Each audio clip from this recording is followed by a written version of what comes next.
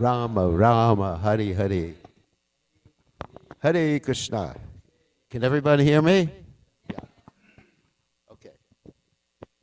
So, welcome to Nugaloka. Usually we have like 10 times as many people for the Sunday program. But the reason is that we had 1,000 times as many people over the last 2 days. The last 2 days consisted of the celebration of Janmashtami, that was Friday. And then on Saturday, we had the celebration of Srila Prabhupada's appearance. So, big festival time, and thousands, maybe 5,000 or 6,000 people were coming, at least on Friday night. Saturday, maybe, how many people? 500 to 600 people came, so we just had a major festival. And in 2 weeks from now, we have another major festival, which is Radhastami. Radhastami is the commemoration of the appearance day of Srimati Radharani, and that's going to be on a Saturday. I think it's going to be a noon program. Yeah, it should be a noon program. What? Why?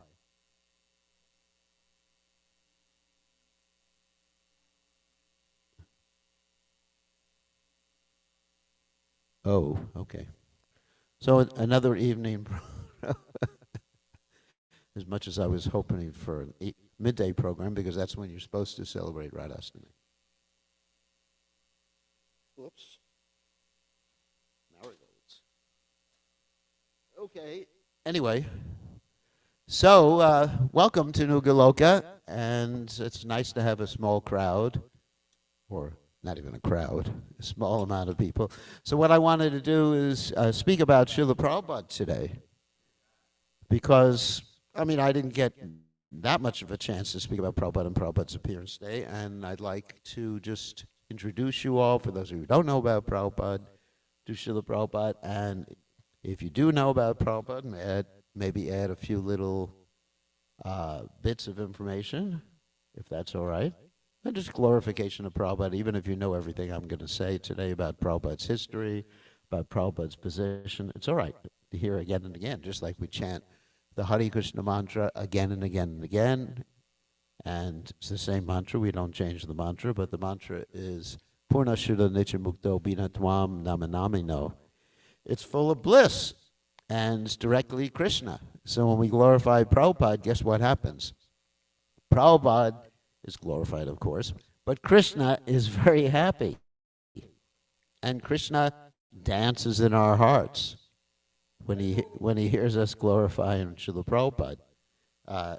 As Krishna himself says in the Adi Purana, one who says he is my devotee is not my devotee, but one who says he is a devotee of my devotee is my devotee.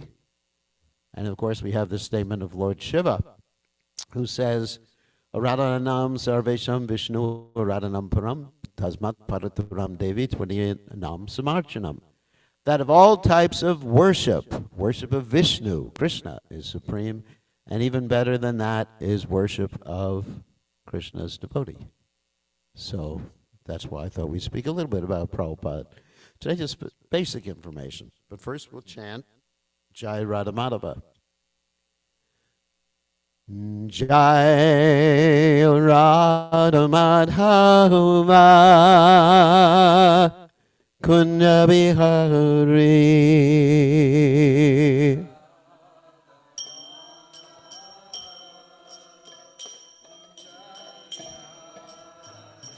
Jai Radha Madhava Kunja Bihari.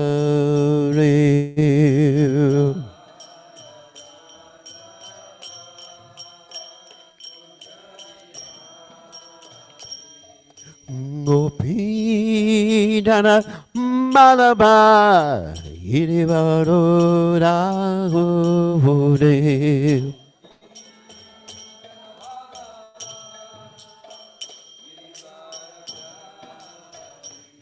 Gopi Jana Madhava Girivaro Rahule.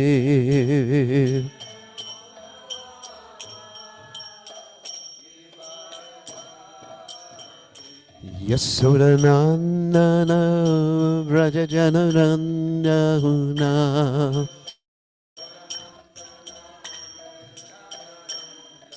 Yasudanandana Vrajajanaranyana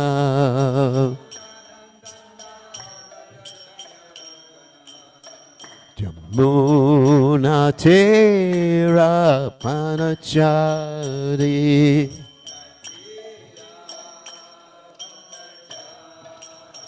Yamuna Tera Panachari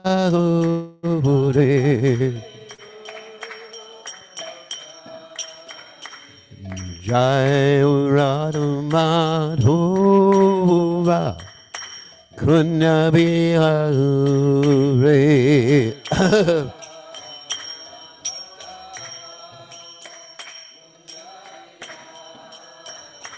Jai Radha Madhova Kunna Bihare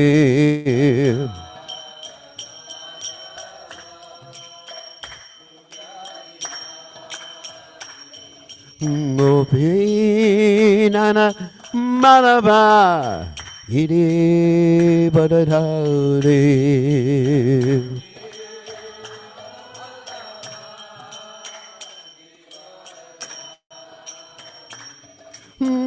Gopinana Malava Iri Badadari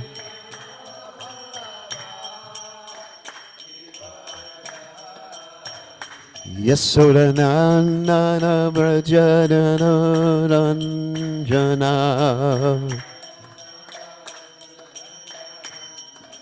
Yasodanandana Vrajajana Ranjana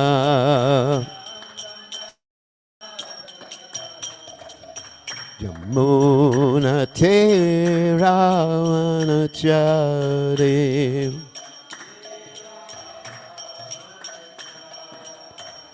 Yamuna Tera Manachari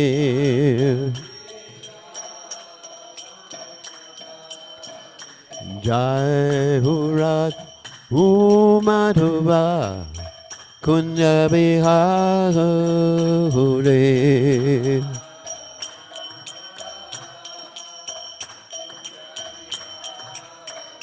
Jai Radha Madhova Kunna Bihare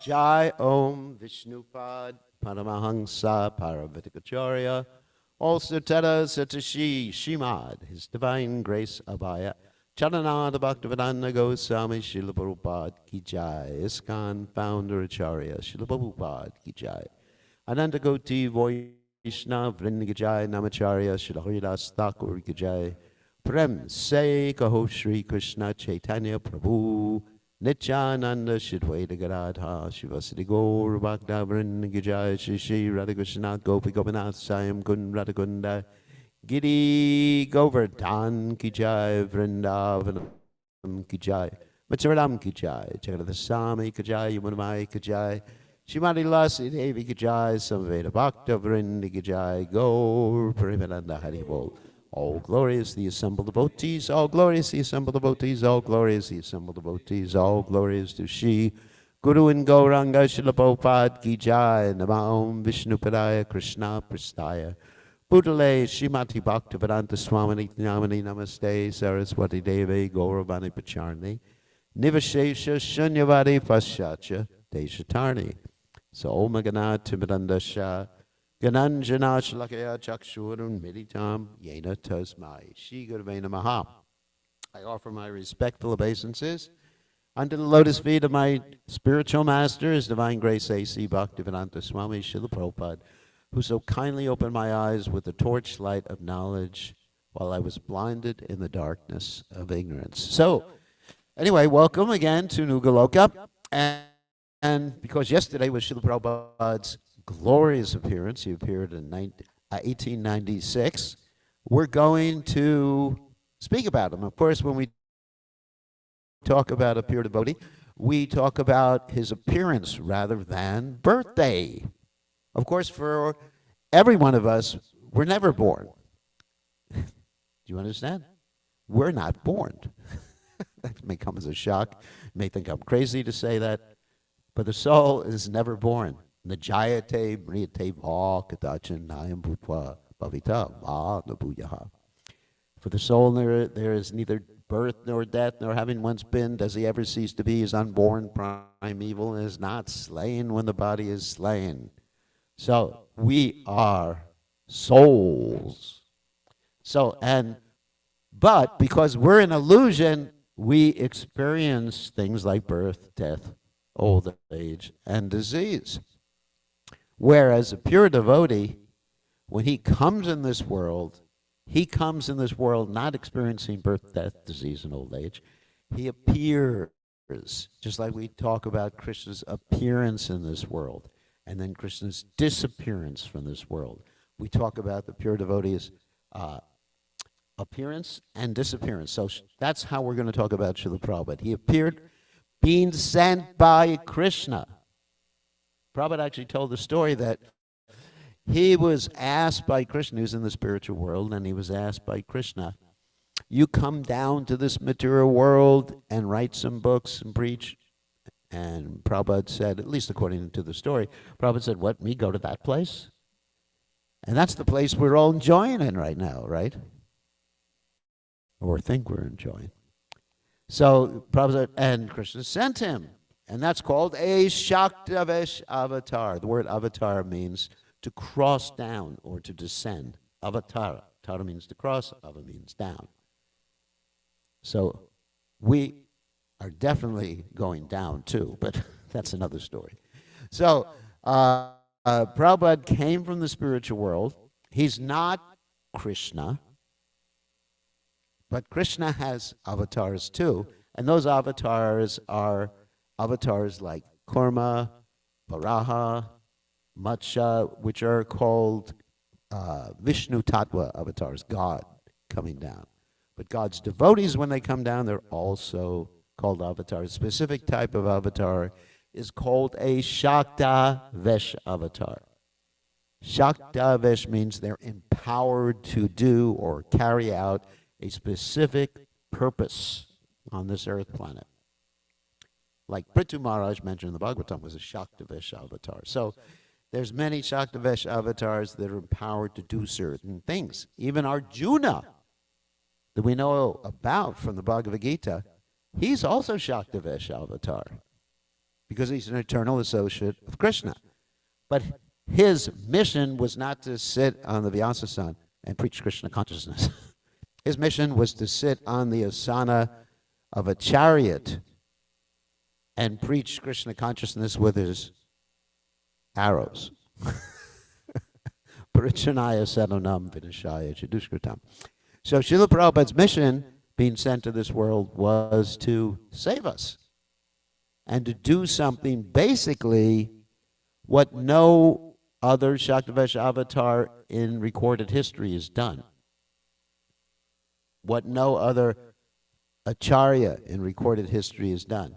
Just spread Krishna consciousness all over the world, even in countries where people didn't know about Krishna, to make sure that Lord Chaitanya Mahaprabhu's prediction that in every town and village his name would be sung, and Srila Prabhupada accomplished that in 10 or 11 short years. 10 or 11 short years. Anyway, let's talk about a little bit of the history of Srila Prabhupada. So, anyway, it starts with the material universe being created, and the purpose of the material universe is actually to reform us. So we are rebellious souls, and according to our karma from past lives, we enter into certain types of bodies, either human bodies or sometimes sub-human bodies, sometimes insects, sometimes amoebas, sometimes parameciums. Would anyone here like to be a paramecium? No, not a good idea. So, but the human beings have the ability to take up spiritual life. Atato Brahma Jigyasa. They can ask the questions, what is the purpose of life? Why am I here? Where did I come from? Where am I going? So the Vedic literatures answer those particular questions and give us the method to realize the answers. So the Vedic literature is spoken by Krishna, and they've been passed down through what's called parampara, disciplic succession. As Lord Krishna says in the Gita, what does he say? Evam parampara praptam imam rajarshayo vidahu. Through disciplic succession, Lord Brahma, of course, is the head of the Brahma Sampradaya. Then you have Rudra, Shiva, who is the head of the Rudra Sampradaya, obviously. Then you have Lakshmi, who is the head of the Shri Sampradaya. And then you have the four Kumaras, who are the heads of the Kumara Sampradaya. So these are the four basic Sampradayas passed down. And a little more than 5,000 years ago, Vyasadeva actually divided the Vedic literatures, because originally the Vedic literatures were one, and the word Vyas means to divide. There's two words, Samas, Vyas. So he divided them into the four Vedic literatures, and then, of course, the Upanishads, the Puranas, the Itihasas, that means histories, like the Ramayana and the Mahabharata. So, anyway, so Lord Brahma's chain of disciplic succession is a way to preserve the timeless Vedic wisdom for eternality, as stated here. And many, many years ago, Srila Prabhupada was predicted. In the Brahma Vaivarta Purana, for example, Lord Krishna describes after 5,000 years of Kali Yuga have passed. That's approximately how much time has passed, a little bit more.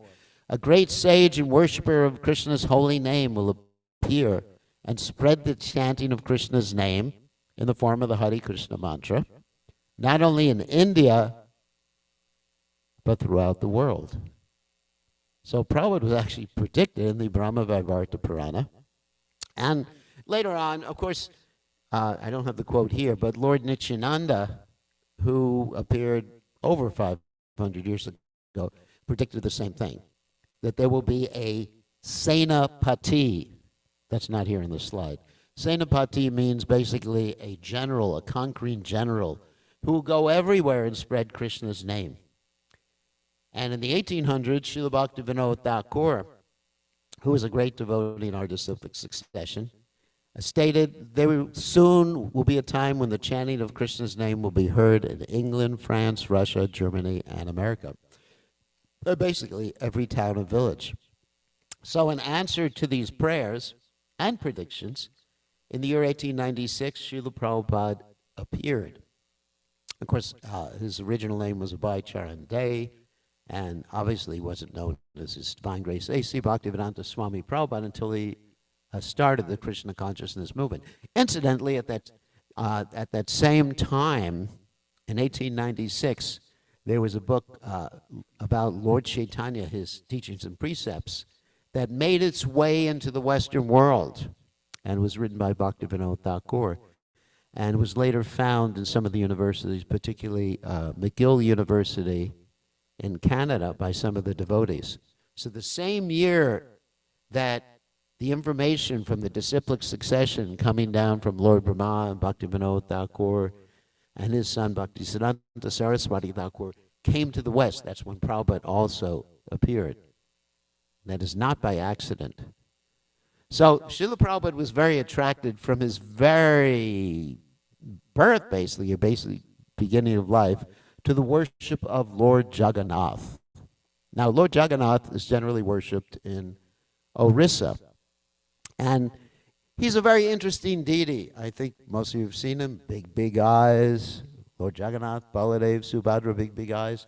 The reason, in a nutshell, why he has these big eyes and no hands or anything, because Lord Jagannath is Krishna, depicting Krishna feeling separation from the residents of Vrindavan.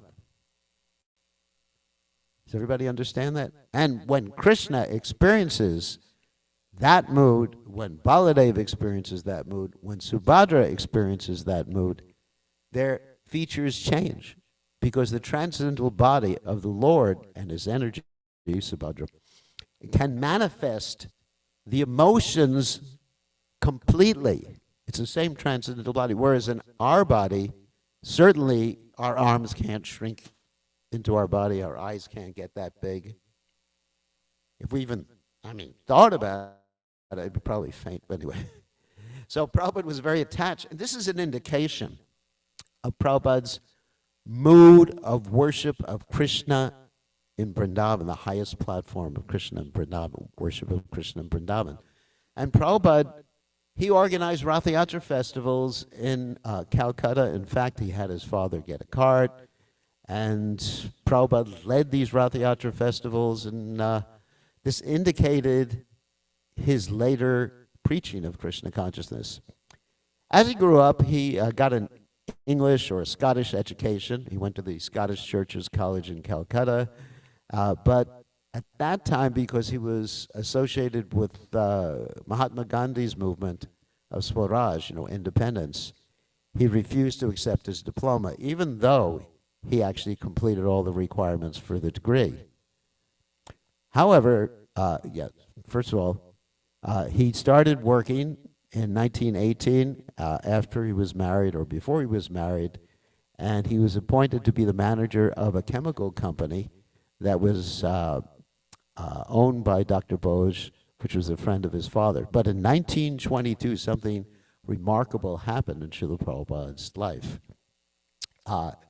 In Calcutta, in the top of a rooftop of the Gaudiya Math, he met his spiritual master, Srila Bhaktivedanta Saraswati Thakur. And the first thing that Srila Bhaktivedanta Saraswati Thakur told Srila Prabhupada was that you are a nice young man, you know English, therefore you should preach this mission of Lord Chaitanya specifically to the English-speaking countries in the Western world. And this is the first time Prabhupada had met Srila Bhaktivedanta Saraswati Thakur. In fact, originally Prabhupada didn't want to go meet Bhaktivedanta Saraswati Thakur because he didn't know Bhaktivedanta Saraswati Thakur before. He thought, oh, here's just another sadhu. And Prabhupada had seen so many cheating sadhus in India who are simply interested in either making money or getting fame, because Prabhupada's father had entertained at least 3 or 4 sadhus every day in his house. And Prabhupada even saw how sometimes his father was asked to purchase, marijuana, ganja. Sorry, I should use the technical word. It's not to offend anyone. Because these sadhus, they took as part of their liturgy to smoke marijuana. That happens in India.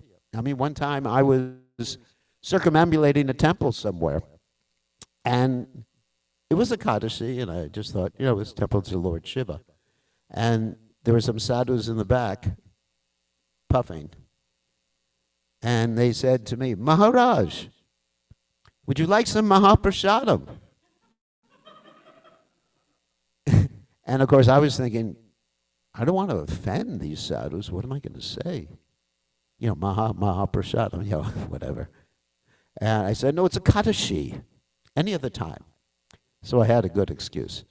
So Prabhupada had seen this, and he was literally dragged by his friend Narend to see Bhaktisiddhanta Saraswati Thakur. But when he saw me, he understood this is a real devotee of Sri Chaitanya Mahaprabhu. Chaitanya Mahaprabhu's mission is in good hands.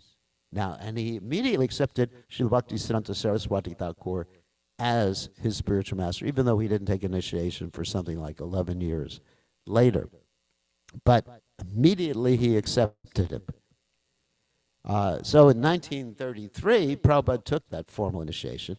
But even from the beginning, Prabhupada was thinking about the order of his guru, because the order of the guru is the active principle in spiritual life.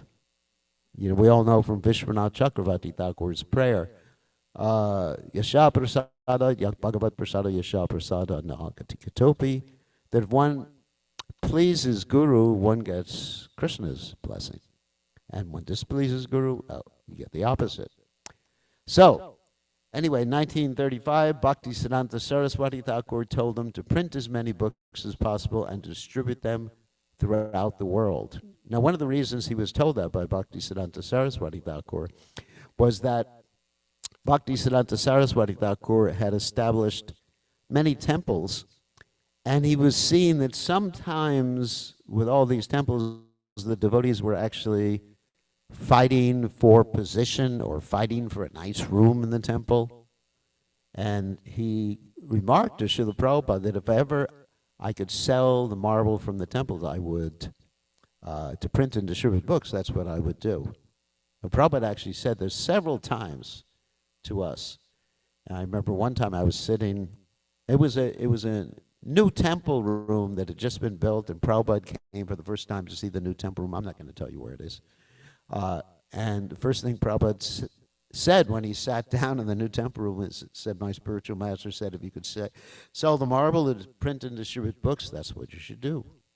And it was just like, oh my God, lead balloon. So Prabhupada, following the desire of his, always thinking of his spiritual master's desire and order, in 1944, he started publishing his Back to Godhead magazine.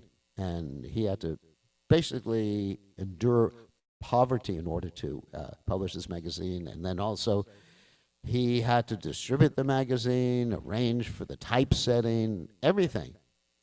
And so, of course, we still have our Back to Godhead magazine, and the Back to Godhead magazine now is in full color and distributed in many languages all over the world, and also e-copies are sent out to all the devotees. So in 1953, he started something called the League of Devotees. And where was that? Jhansi, I was going to say Vamsi. Jhansi. And this is actually his forerunner to the International Society of Krishna Consciousness. That League of Devotees, or at least the location in Jhansi, was taken away from him because the governor's wife wanted to use the place for another purpose.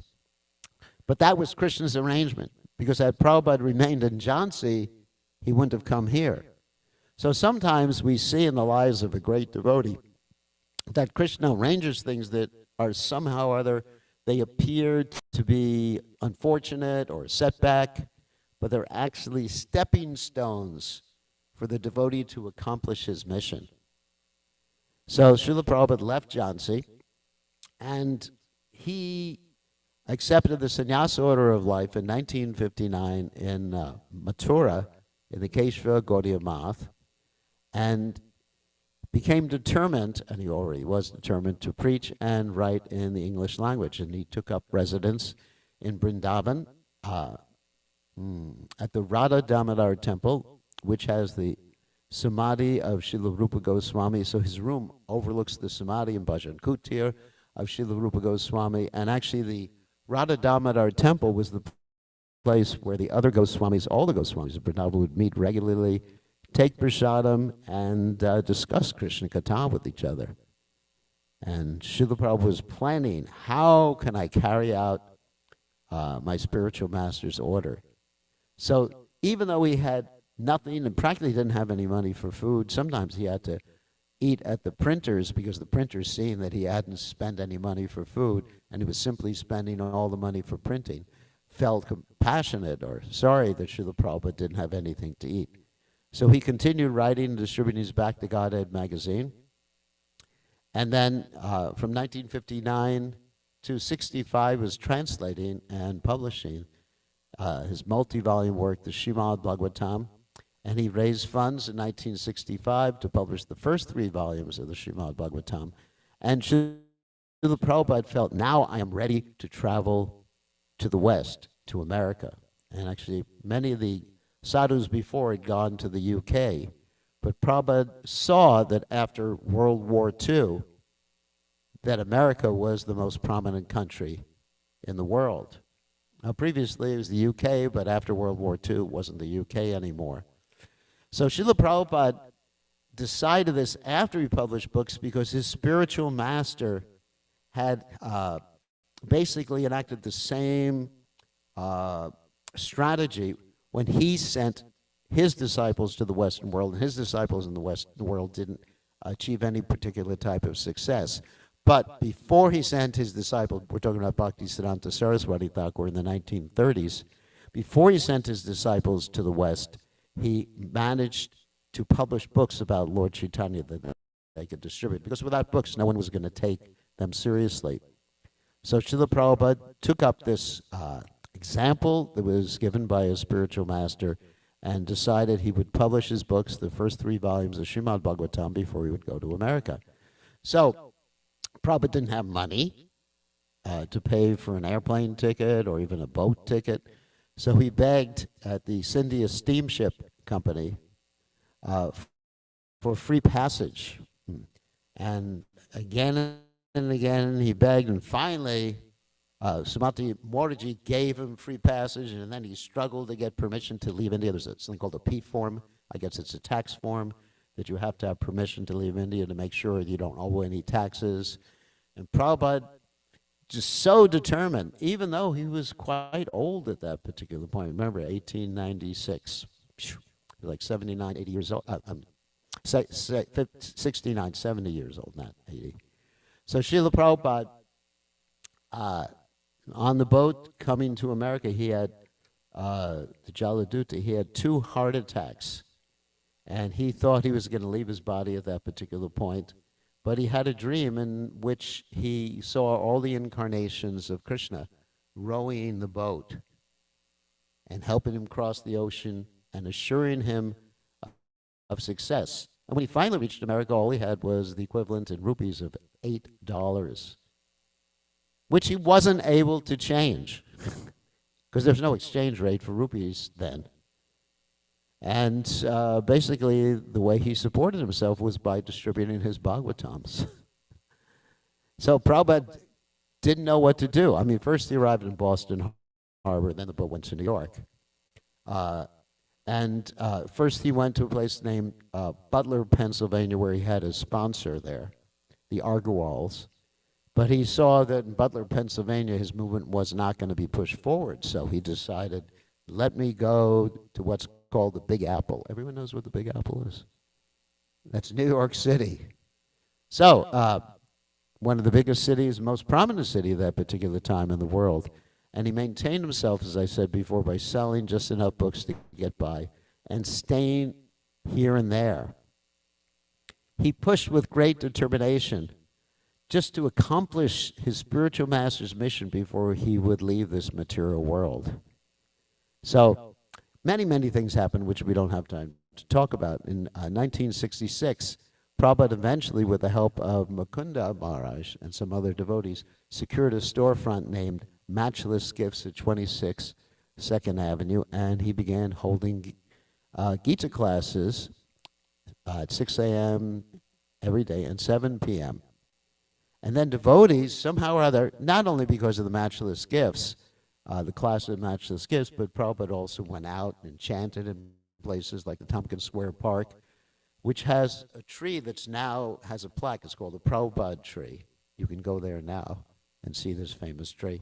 And people became attracted just by the chanting of Krishna's names. And the first people that Prabhupada was preaching to were rather unusual. And that was the time of the hippie revolution or hippie whatever. And so devotees started to flock to Prabhupada, and by the chanting of the Lord's holy names, they became purified enough to understand the philosophy and to assist Srila Prabhupada. In 1966, Prabhupada officially founded the International Society for Krishna Consciousness, and devotees wanted it to be called God Consciousness. But Prabhupada thought this is not so personal. The word God is a secondary name of God or Krishna. Prabhupada wanted a primary name, the most important name, Krishna Consciousness. So Prabhupada said, God has a name, Krishna, so why not use it? So Prabhupada had an intense program every day in his own personal sadhana. He would rise early in the morning, sometimes at 12, midnight, 1 o'clock, and he would translate his books for several hours, and then he would give the class in the morning, then he would go on his morning walk, and then class. see people during the day, do some correspondence, do preaching programs at night. I mean, it's amazing what Prabhupada did at his advanced age. Outdoor preaching, managing, teaching his students about Krishna. And then he opened the second Hare Krishna temple in San Francisco. You see there's some pictures of it. And the young man with the tie, he was practically the only like normal person in the beginning days. Normal, like, you know, in society. His name is Jayananda. And he was the one who actually helped Prabhupada start Ratha Yatras all over the world. And so the San Francisco temple was the second temple, and that was a temple to Lord Jagannath, and you see Lord Jagannath up there. And Prabhupada was very, very liberal in using all that he could to spread Krishna consciousness to the young people at that time. So he even did concerts. One at the Avalon Ballroom, Mantra, Rock Dance, and there were all sorts of people there. The Grateful Dead. Don't ask me what that means. Moby Grape, Janis Joplin, you know, Jefferson Airplane. I mean, many of these, the names of these music groups were connected with drugs. Whew. Anyway, I'm not going to tell you what drugs. And the hippies packed the hall, and they were having kirtan, and by chanting the holy name, they became purified. The interesting thing is, whether you know the philosophy or the meaning of the holy name, or you don't know the meaning of the holy name, this holy name will act on you if you chant it. Namachintamani Krishnas Chaitanya Rasa Vigra Purnashana Nature Mukto Binatwam Namanamino. That Krishna is non-different from his name. It's a chintamani. Chintamani means like a jewel, a spiritual jewel. It's a touchstone. It doesn't require you to know.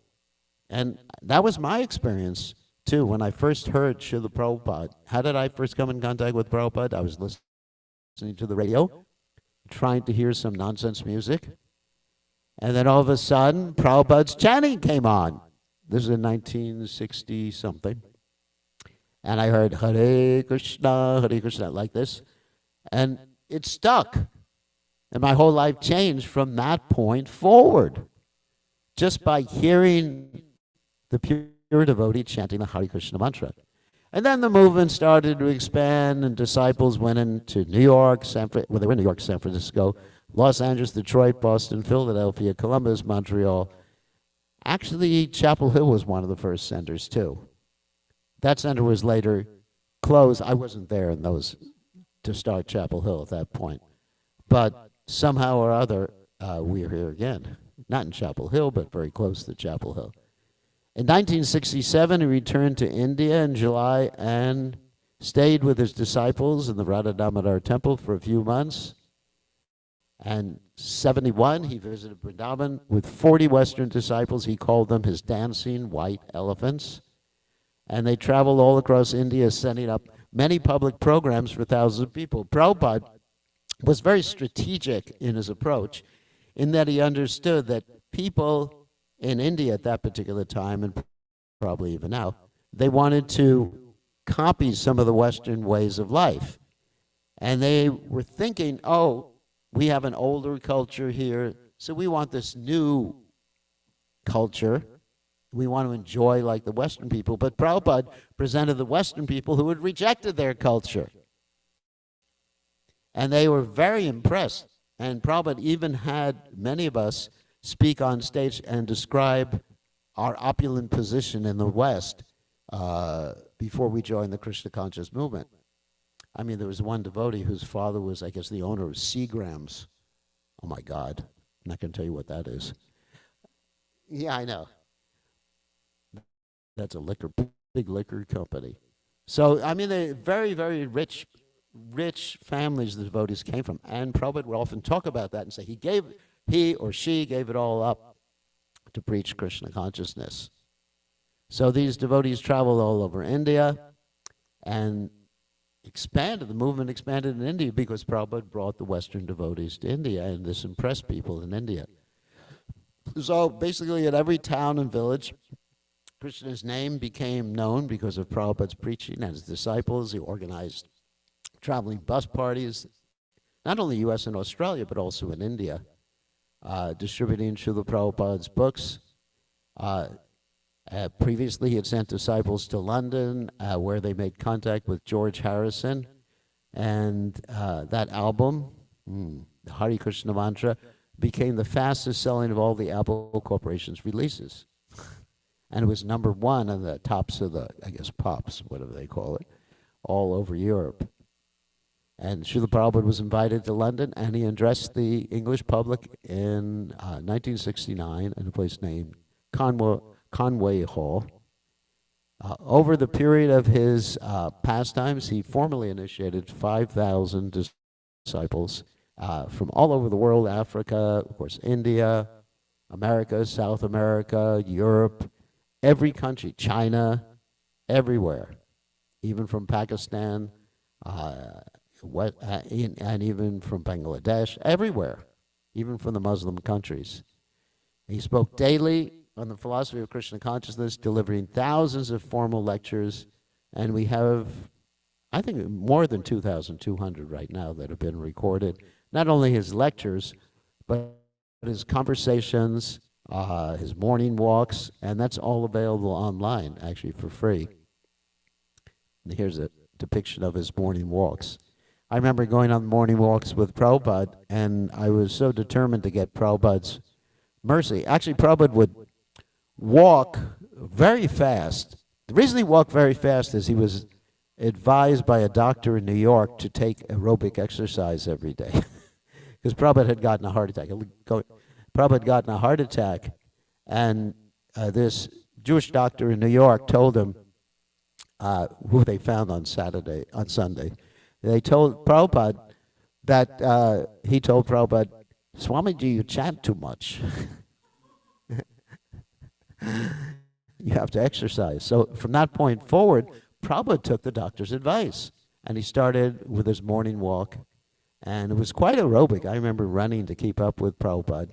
And then as Prabhupada was going very, very quickly, sometimes he would stop abruptly to make a point, and all of us had to make sure we didn't run into Prabhupada. I mean, some devotees actually ran into Srila Prabhupada. And what I would do is I'd look for Prabhupada's footprints in the sand, because it was generally on the beach, and I would take the sand and throw it in my mouth. So get some foot dust like that. So another important thing that Prabhupada accomplished was he founded the Bhaktivedanta Institute, which is now headquartered in Gainesville, Florida, to advance Krishna consciousness with the scientific community, engaging serious academics in the consideration of the science of self-realization. And particularly, Prabhupada wanted to establish the principle of life comes from life, rather than life comes from just some chemicals combining together, or consciousness is an epiphenomena of matter. So Prabhupada was very determined, particularly life comes from life. That was his main focus with the Bhaktivedanta Institute. And then also he had so many interviews with important people, politicians, religious leaders, dignitaries, etc., personal letters, meetings, and usually Prabhupada didn't use a telephone that much. I remember one story from the early days when they got Prabhupada a telephone. Prabhupada actually would send telegrams generally, if he wanted to accomplish something really quickly, or it was just a letter. And Prabhupada was so frugal that if he received a letter, he would use that paper to write on the back of, to take notes. I mean, he just wouldn't throw away paper if there was any blank paper. So one time, Prabhupada got a telephone. This is in New York in the early days of 26 2nd Avenue. And one devotee called Prabhupada up like in the middle of the night and said, Swamiji, how are you? And Prabhupada was pretty upset being disturbed in the middle of the night, just someone calling him, how are you? And that's really what's happening now with social media and everything like that. Like sometimes I receive all these different messages like Hare Krishna, accept my obeisance. And that's it. Hundreds of them a day. Hare Krishna, accept my obeisance. And I'm thinking, wow, what do you want to say? You know, people just uselessly talk. I remember, oh, here's another story about communication. In the old days, we had this thing called a telex machine. Telex machine is a machine like a typewriter. You type in one place, and there's another receiver typewriter that receives whatever you type in that one place. So we had one in New York and one in Los Angeles. And I was with Prabhupada at that time. And so the one in Los Angeles was in the Bhaktivedanta Book Trust. And we were walking with Prabhupada around the Bhaktivedanta Book Trust and showing Prabhupada the telex machine. And, you know, there was some typing to New York, you know, all glories to Prabhupada. They didn't respond immediately. But then the message was sent, Prabhupada is here. I said, oh, please accept my humble obeisances. Prabhupada came back. And Prabhupada said, well, this is nonsense. They're just going to speak Prajalpa to each other. And so generally that's what happens with the telephone, telex, or whatever. And that's why Prabhupada preferred very efficient means of communication, like telegrams. I mean, nobody's going to talk Prajalpa on a telegram. So he was very skillful. And also his letters were not Prajalpa, his letters were preaching. He was counseling so many disciples. He was an expert manager. He was able to buy properties, even though there was so much opposition, like the Bombay property, fighting with lawyers, fighting with people who wanted to cheat him. Prabhupada never got cheated. Sometimes the devotees got cheated, and Prabhupada had to get the money back from the devotees when they got cheated. That happened in New York when they were selling Prabhupada, trying to sell the devotees a building and just take their money. So he inaugurated the Rath Yatra festivals all around the world, bringing Lord Jagannath to all the people. And in 1971, he spent a few days in Moscow. And by his preaching just to 2 people, then the whole movement took off from that point forward. Even though at that time, Moscow, of course, the whole Soviet Union was there, and it was prohibited to have religious books. In fact, when Prabhupada entered Russia, they saw his Bhagavad Gita and they asked, what is that? And because it was his personal copy, they allowed him to enter. But certainly they would not have allowed him to distribute any Bhagavad Gitas in Moscow. And so just from a few days in Moscow, he was able to start the whole Krishna consciousness movement, started a chain of vegetarian restaurants, Govindas, introduced the Sunday program, which we're at right now, set up communities for simple living, high thinking in different places in the world, introduced secondary and primary education in Gurukula around the world, established Food for Life, Hare Krishna Food for Life, to feed people in different disaster areas and places where people, Prabhupada actually said in Mayapur, nobody should go hungry for something like 10 or 20 miles around the temple. So that's been expanded right now. We have Hare Krishna Food for Life all over the world, recorded more than 20 albums of devotional music, circled the globe 14 times, visiting 24 countries, preaching, inspiring his followers, and making countless public appearances. And actually, I was looking at a statistic today that Prabhupada spent, during his preaching years after he came to America, he spent more time in America than any other country in the world, including India. So Prabhupada considered the preaching in America extremely important.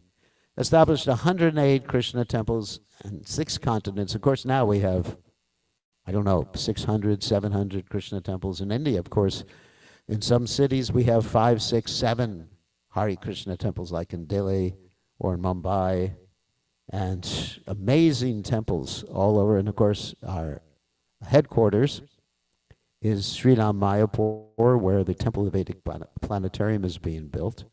And his most significant contribution is his books. And these books are highly respected, it says here, by scholars for their authority, depth, clarity, and they're used in many colleges worldwide. He's written 70 books on on Krishna consciousness.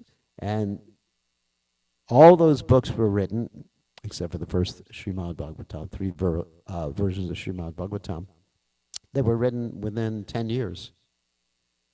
That's pretty amazing, isn't it? Pretty amazing. I remember, just a personal story is that Prabhupada was way ahead of the publishing that was being done by the Bhaktivedanta Book Trust. And I was in Los Angeles working for the Bhaktivedanta Book Trust at that particular time. Prabhupada came to Los Angeles, and we were showing Prabhupada, at the same time Prabhupada saw the telex machine, we were showing Prabhupada all the newfangled machinery we had, which today would be considered obsolete, like old computers or something. And Prabhupada looked at it all, because we were very proud of all this new equipment technology. And Prabhupada said all this equipment is useless unless you can publish 17 books in 2 months. Big books. And Prabhupada was referring to most of the Chaitanya Charitamrita and the 5th canto of Srimad Bhagavatam. Big, thick books with pictures, typeset, edited, Sanskrit, Bengali. And devotees told Prabhupada, impossible. And then Prabhupada turned around and said, impossible is a word in a fool's dictionary. And devotees did it. 17 books in 2 months. Amazing. And the Bhaktivedanta Book Trust actually manages the book distribution and printing of his books, and they're available in practically every language in the world.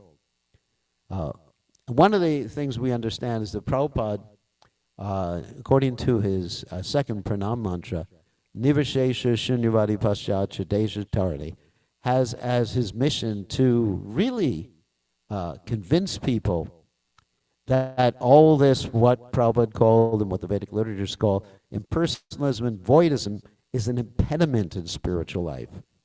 So you had many people coming from India at that particular time when Prabhupada was preaching, declaring themselves to be God, or declaring that we're all God, or declaring that there's no God, or declaring that everything is ultimately void, or everything is ultimately one. So Prabhupada commented that so many cheaters have come from India convincing their foolish followers to accept them as God, that those who are actually well-versed and learned in Indian culture have become very concerned and troubled. So, of course, to a certain extent, that's still going on now, but then it was more prominent than it is now. Actually, there was one young man, he was like, I was 16, 17 years old or whatever he was, and he declared himself to be God. Yeah, he declared himself to be God, and then he ran away with his secretary. And his mother took him to court and said, Indian court where I guess you can do anything, and had his son declared not God. She said, my other son is God now. So, I mean, amazing stuff going on in those days. The professors actually wrote a lot of positive reviews of Srila Prabhupada's books. Srila Prabhupada's very birth was trained in the strict practice of Bhakti Yoga, and he appears in a succession of gurus that traces back to the original speaking of Bhagavad Gita by Sri Krishna. So there's just some statements here by professors. Harvey Cox, and I think he's passed away. In my view, Srila Prabhupada's contribution is a very important one and a lasting one. And Prabhupada never had his own car or permanent driver. He lived in a very modest way, but by dint of his spiritual power and great compassion, Srila Prabhupada turned many drug addicts, drunkards, criminals, etc., into virtuous and saintly people who have dedicated their lives to sharing spiritual happiness and wisdom with the whole world. Of course, not every one of the people who joined Prabhupada's movement was a drug addict. I wasn't. But somehow or other, some people were, and Prabhupada just transformed them like a touchstone. And in 1977, Prabhupada taught his followers how to leave this material world. And even as he was in his final days in this world, he was dictating his purports to the 10th canto of Srimad Bhagavatam. Even though he wasn't able to hold the microphone practically wasn't able to see anything. He was speaking the most erudite purports, which you can read today. The first part of the 10th canto, which we published, is available for all of us to, all of you to read. And there's Samadhi Mandir and many Samadhis, Srila Prabhupada, around the world. So he circled the world 12 times, built a house in which the whole world could live peacefully. Just finally, he came with a simple and striking message from God that we're spiritual beings and we are trapped in various material bodies, believing that the illusory reflection that we're in right now is the ultimate reality. The world we live in is only temporary, illusory representation of the spiritual reality. Okay, so thank you very much. So, Srila Prabhupada Ki Jai. Does anyone have any questions? Yeah.